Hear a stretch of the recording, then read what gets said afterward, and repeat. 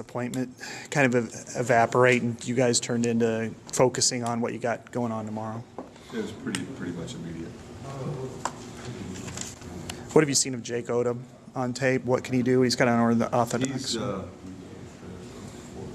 He is a phenomenal player.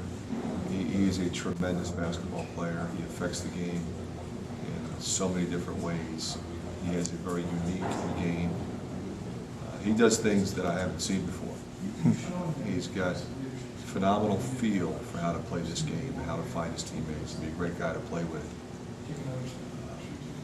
But he's always in control, and I think his teammates, feel that, and they're a team that's always under control. They don't panic. They've got a variety of weapons too. He's obviously the leading scorer, but they've got a lot of different players who can score. Fran, I'm sure you're not surprised by this, but a lot of take it sold tomorrow. What does that mean? Just this team. It's just a tremendous feeling for me as the coach and our players to know that our fans continue to support this team, and we're going to show up and provide an atmosphere that is going to be a great college basketball atmosphere, and one that we have come to enjoy and, as I said, appreciate. And hopefully we'll continue to play as well as we've played in other home games. I know we're going to play really hard. Talk about the field, NIT field. It's a pretty loaded field, isn't it? It's interesting how good the teams were who didn't get in the NIT. I mean, if you look at that list, the teams that are in the CBI and the teams that are in the CIT, phenomenal teams. This goes to show you how many really good teams there are. And the parity that exists in college basketball, and what you have to accomplish just to get involved in postseason play, in particular in the NIT. So we're just thrilled with the opportunity. You talk about Odom as a point guard, Fran, and he's a little unorthodox as a point guard, but he gets a lot of things done for this team. Well, he's got incredible vision.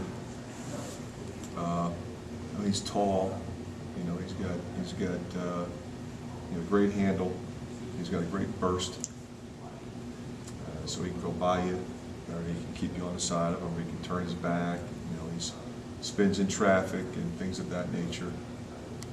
But he's always aware of where his teammates are, and he's always loading them up.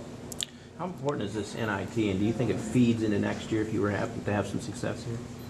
Yeah, with the kind of year we had this year, you want to keep playing. And the fact that we've got an opportunity to keep playing is wonderful. Obviously, you want to keep playing once you get in. Just will continue to help our young guys develop. Talk about. It's also nice that Eric May has another home game, maybe more home games. Kind of just talk about him and what he's been. Well, he's obviously been one of my favorite captains I've ever had. So for him to be able to play in the postseason again and have been such an integral part of a team that's won 21 games and that's what it's all about. I'm happy for him. With Mike, did you have any concerns about putting him in practice, or did you look it over? He didn't practice yesterday. He'll practice today. Yeah. It's just a bone type thing where it needs rest, and that's it? Yep. Do you think the fact, Fran, this team came so close to getting in the NCAA team will be kind of a rallying cry for the guys coming back? I would hope so.